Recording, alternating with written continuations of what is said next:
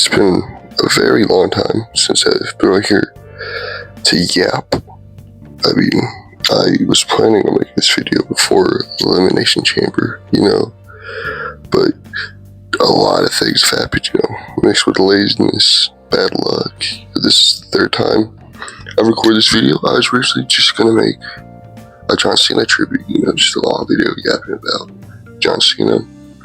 But I decided, in spirit of it being close to WrestleMania, I'll go ahead and just yap about the card. This was originally going to be like a 30-minute yap session. I'm going to try to cut it down as long as I can for you guys, because I feel like I just put dead air in there. Without further ado, let's start with the card. First up is Jay versus Gunther. My predictions for this match, really, I think you gotta give it to Jay, man. I mean, come on, the cat, he's over. He's so over, man, right now. And it goes beyond just like, people say he's, one-trick pony. He's not as talented as Gunther, but I mean, come on. I mean, Gunther, he got his chops, he got his powerbomb and stuff. He can be a bit, gimmicky at times too, so I feel like Jay gets a little too much flag, man. I feel like he's at the point where you gotta give it to him. Next up is Jay versus Naomi.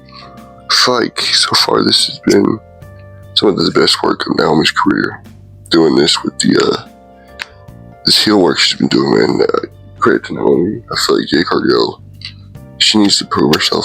I mean, she's obviously like raw power talent, but I mean, I feel like Jay's gonna win this one. Obviously, you can't make Jay lose this one to Naomi.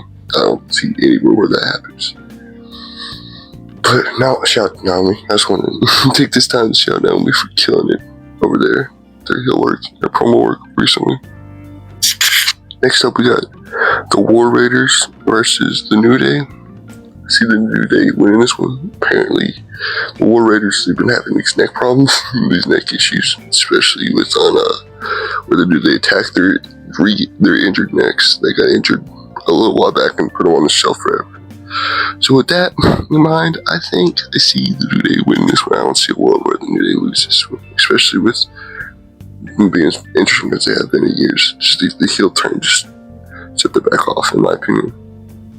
Next up, we got Rey Mysterio versus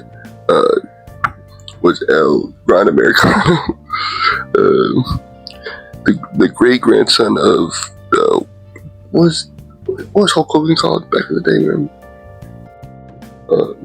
I can't remember what he's called, but the success to it's amazing. I think this new up-and-coming star has been amazing. I would love to see him progress further and further in his career. Amazing. I got him winning though. El Americano is going to destroy that jobber, Rey Mysterio.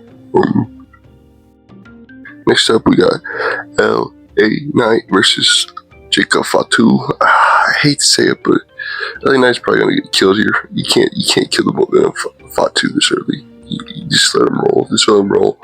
Fatu wins, in my opinion, pretty easily. I think they took it off Shinsuke. I feel like Shinsuke lost the belt because they didn't want Shinsuke to lose the aura he's kind of keeping right now. Like the way his career's going right now. I feel like they want him to keep that kind of that aura, the dominant aura, so they lose to LA Knight.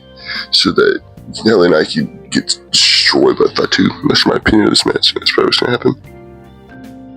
Next up, we got Tiffany Stratton versus Charlotte Flair. I'm figuring why Flair came back as me in the title picture, and why Triple H allowed it is probably because there was probably something in her contract that was like, yeah, I need more title. I'm over Flair. I'm going to get the title shots. I'm going to get X amount of title. I'm going to be in the title picture X amount of times. Hopefully it's not I have to win X amount of titles, because that would suck. Obviously, Vince's idea was, let's get Charlotte Flair to 16 just like her dad, blah, blah, blah. That was always there. I knew that even when I was young, and Charlotte just starting out, I knew that was the idea. When she started, Sasha started training the belt back and forth, I was like, dude, this is to get her the numbers up. Hopefully that's changed though, man. I really hope that's changed, because Tiffany, this is the make and break of Tiffany's career, in my opinion. Like, this could either make her one of the biggest stars in the company, or just send her back down to nowhere land if Charlotte beats her. But I feel like Charlotte will pass the torch in this one. I feel like Tiffany's going to win this one. I don't think Charlotte's going to win this one, in my opinion at least. Unless there's something prior obligation she has to win, then maybe. Next up, the main event of night 1, Seth, Roman, Punk. This match is going to be amazing, in my opinion. I mean, hot take, but this match is going to be pretty freaking good. This is basically, man, Myers Moxley. This is the Shield. This is the Shield back when they started. Oh, and how can I fit Ryback? That's his legal name now, Ryback. Yeah, official storyline with Punk, Ryback. I guess Cena too, but Cena's just doing the best work in the business right now. And in my opinion, this might as well be a Paul Heyman or a pole match, because that's what this whole match is about, in my opinion. Obviously, no one's talking about, oh, it's CM Punk. I mean, there is talk, but most of the times, who is Paul Heyman going to side with in this match? Who is he going to leave with? People are saying Seth. Maybe he'll go and join Seth. In my opinion, I'm going to use my hot take. Here's the cold water. Seth should not have Paul, because Seth does not need Paul. None of them necessarily need Paul anymore. I feel like if he's going to side with anyone, it should be Roman, in my opinion, because out of the 3, Roman's one with the biggest need for a mouthpiece. Roman's amazing on the mic now, but he's still, if I had to pick one, I would still need Paul. It's hard because they're all megastars, and none of them necessarily need Paul. But I mean, it's going to be good. It's just basically who gets Paul is the deciding factor of this match, you know what I'm saying? I don't see any other way other than Paul being the deciding factor. Now, before we get into night 2, Randy, they did not have Randy's match up here, so I figured it's going to be like a surprise match. Who's Randy going to fight at WrestleMania?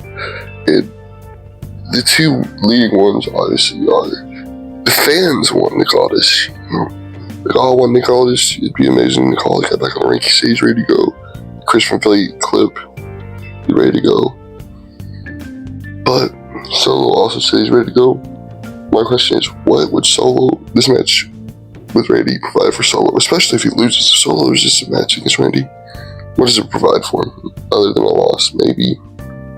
What does Solo have to prove? Unless they go ahead and tear it up and have a surprise, what's the word I'm looking for? Dark Horse 5-star match.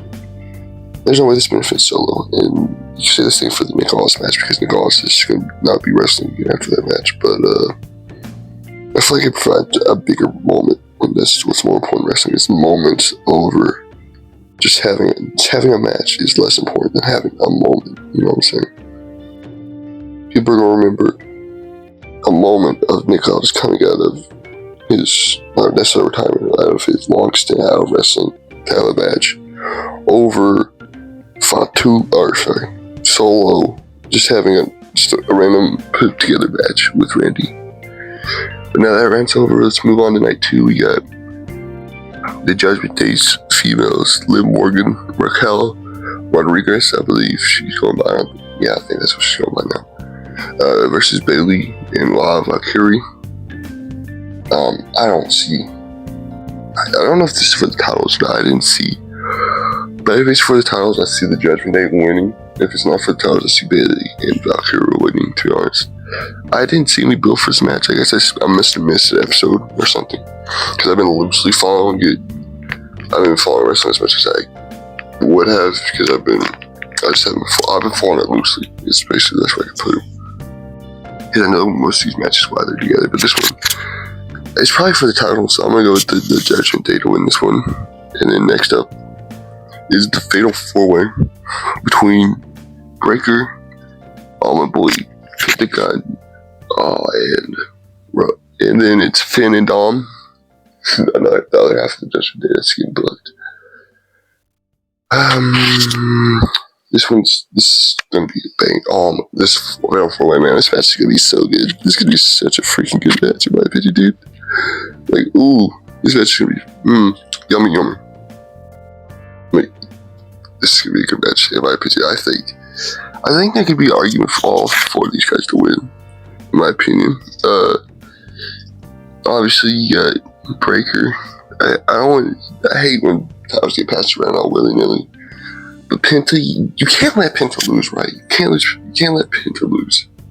He's so early in his career, and this would be a massive step forward. And everyone sees the Intercontinental title coming for him, but I just hope he gets to the next level to the main eventers.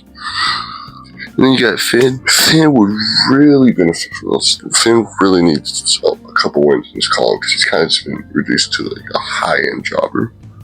Dom, I mean, come on, this would do wonders for Dom's career. This would be insane for Dominic. Especially if the Judgment Day, I see the Judgment Day splitting after this. If Dom goes and stays with Liv Morgan, and Finn goes off on his own, who would benefit more from that? And if neither one of them have the title, Penta has it. It's tough, man. Like, if I had to choose, I can't even choose one who I want one because I think they all deserve the title. But if I had to pick one, I'm gonna go with Penta because I feel like he's the one that would hurt the most from losing momentum. Because, like I said, Finn's just kind of at the dead end road of his career where there's not much there. And then Dom will be Dom. I feel like he'll be fine with that. He's still a future world champion. And same with Breaker. So I feel like the one that hurt the most from this momentum shift would be Penta. So I'm going to go with Penta to win this one. Getting near the end here. AJ versus Paul. AJ better win this one. We only get like 2 more WrestleMania matches for AJ Styles. One of them's for Logan Paul. And that makes me so mad. It angers me. It angers me a lot. Like, more than I would like to admit because I feel like AJ deserves more than this, man. Than just the Logan Paul match. I'm gonna say AJ move on because I don't want to get mad and fuming over because Logan Paul's inclusion, not just WrestleMania, but wrestling as a whole, angers me. It just angers me. So I'm gonna move on to Triple Threat time. Io Sky, Grand Slam champion, I believe Io Sky, 2-time world champion. Tag titles. She doesn't have the mid-card titles. I forgot those don't count. Those count towards the Grand Slam, I guess, now. So no one's a Grand Slam champion in women's, but Io's silently having an amazing career, in my opinion. Underrated cat, underrated. Why these, like, Io Sky, Dakota Kai, in my opinion, have these weird, like, not necessarily weird, but these fan bases that are like a tiny portion of like a fan base that's like believes that they're like the most generationally gifted superstar to ever walk in to a building, and like they're like, I don't disagree necessarily with how talented a lot of these cats are, but I mean, like, these cats would die for like Dakota Kai and Io Sky. It's crazy. They're a devoted fan base. Shout out to them. But Rhea Ripley and Bianca, I think Bianca needs a heel turn here. To stay fresh, Rhea needs something fresh. I don't think it's in the title picture. Logic would dictate, keep the surprises coming. Let Io keep it, man. In my opinion, I think Bianca's gonna turn heel and take the title. That's probably what's gonna happen. And lastly, John freaking Cena versus Cody Rhodes. Cena's gotta take this, in my opinion, man. I mean, what motivated me to make a video yapping about John Cena was I seen his Elimination Chamber promo, man. Like, if you haven't seen it, just go look at that promo. Anyone who ever watched the 30 minutes of John Cena destroying people on the mic on his channel, bro, just in the Rumble when he just at the Rumble, man, and then at Chamber, it's insane. He's easily some of the best work of his career. Cena's just one of those cats. Like, I've seen so much stuff like Edge talking about where's the Cena that need, like old promos, and it's just got me so hyped that I need this, man. They need this. We need this 17-time world championship. You're never gonna get this chance again. Biggest moment in Triple H's era. One of the biggest moments in WWE history. It happened, man. I grew up Fred movie, man. I seen Cena in the Fred movies. I had a 3-disc DVD of Cena where I just sit there and watch Cena matches as a kid. I had the wristbands, I had the shirts, man. Peacemaker. I mean, you give this to Cena and you let him hold it, and then you can give it to a young talent. Let Cena put over a young talent. Let Cena, I don't know, there's so much you could do with this. there's not a world where Cena loses, is right. It's just things like this, man. It's just be so much passion. It makes me just want to. I have so much to say. Like, it reminds me of old Bray Wyatt promos where, like, when he just came back and he wasn't like the Fiend, he wasn't anything. He was just Wyndham Rotunda. He's in the ring and he's in there.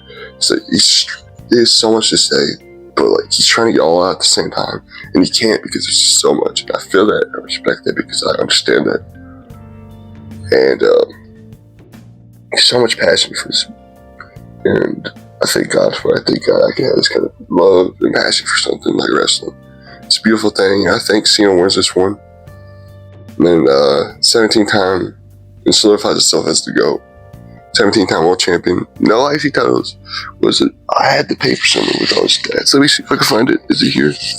No, that's not it. I can't find it, but multi-time United States champion. If you've never seen it, go watch his matches against Booker T, against Kurt Angle, against Edge, against the list goes on. Tied with most chamber wins, 2-time Rumble winner, Money in the Bank winner, 2-time tag winner. Other than when Nice title wasn't Cena done. I know it seems like lazy, but give it to Cena, man. And I guess this little rant's over. I was able to chop it down to like half the time of the original rant because I feel like I was just yapping for no reason. Anyway. Thank you guys for listening to this yap. I do have a future video planned, maybe, about Marvel Rivals. I'm talking about multiverses and Marvel Rivals. It should be good, hopefully, if you see this. God bless, hope you have a good day. Sorry about if my voice sounds terrible. I've had a sore throat for the last 2 days, but I wanted to get this out before Mania, man, because it's something I'm so passionate about. See you in the next one. Peace.